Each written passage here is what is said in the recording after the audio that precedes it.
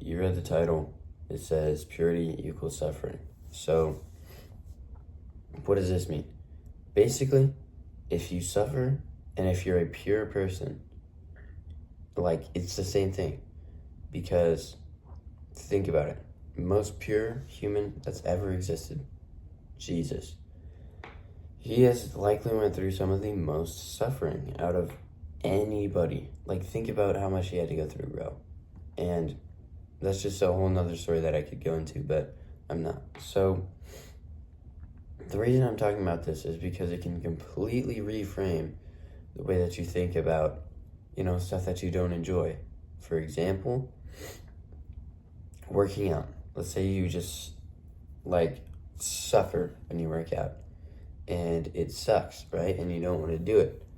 But then you think, wait a second, this is making me more pure.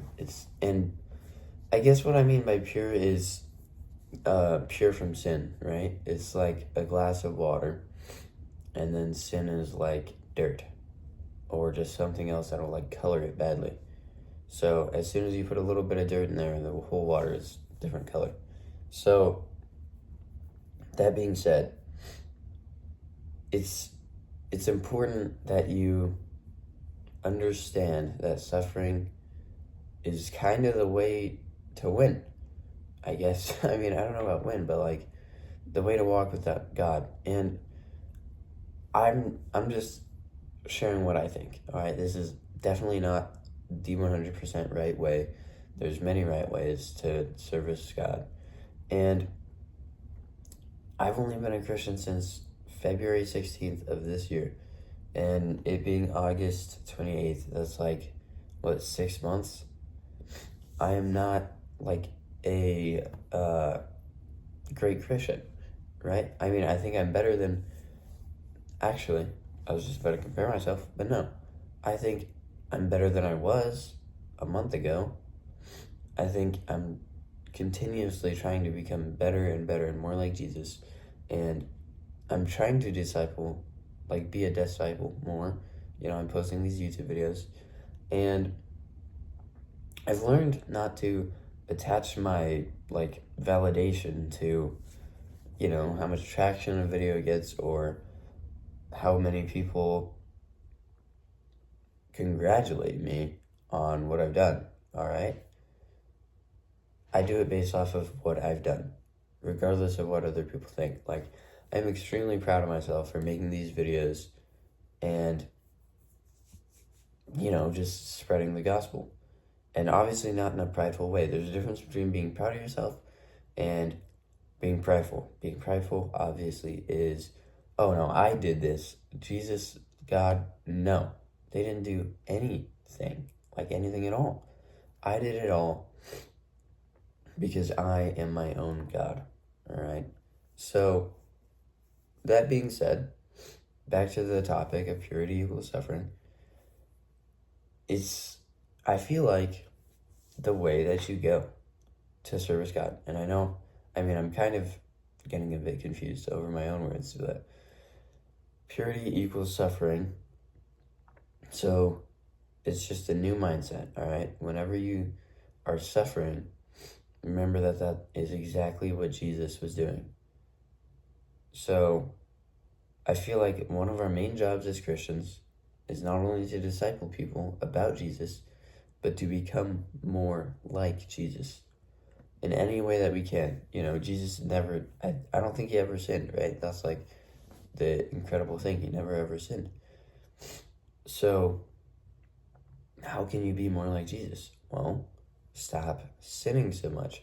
And on the topic of sin, it's not just a choice, right? It's not just one minus 1 point, I guess. It's not every good thing you do is 1 point and then every bad thing you do is 1 point and you're trying to keep it like this or just keep this one higher.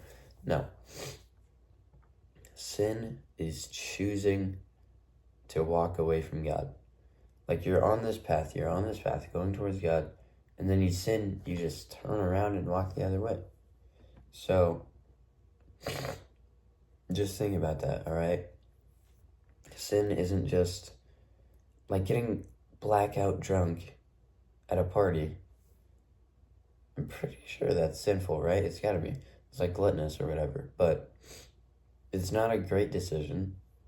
If you're out of your house, much better than at a party, all right? But say you go to the party and you drove to the party and then you drive back, all right? That is horrible. And you doing that is not just, oh, I made a little mistake. No. You're directly walking away from God and choosing to do what you want over what you know you should do.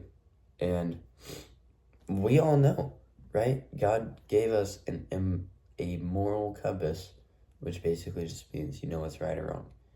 So we know if what we're doing is right or not. Like, we know if going and talking to that person is good for us or not.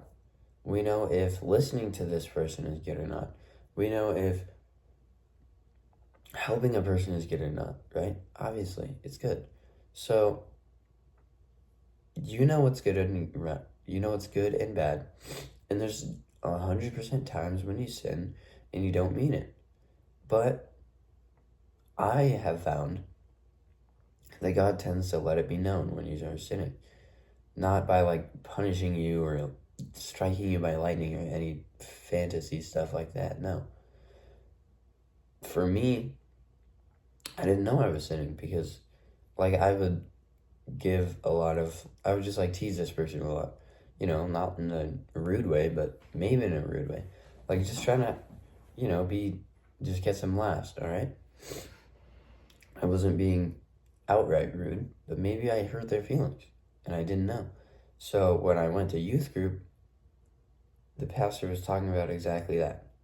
And whenever you go to church, whenever you go to youth group, whenever you go to Bible study, you have to listen to what these people say and try to cross-reference it with your own life, because God has a habit, from what I've noticed, of telling you these things through those mediums, all right?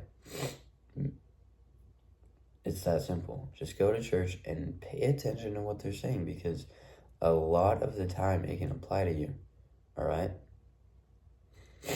Sometimes maybe it won't, and that's fine. You're still learning about God and Jesus and it's like, what's the problem with that, right? So, the moral of the story, purity equals suffering. So, suffering is the way to get closer to God, is what I've realized. And not unnecessary suffering, like, I don't know, lighting your hair on fire for no apparent reason.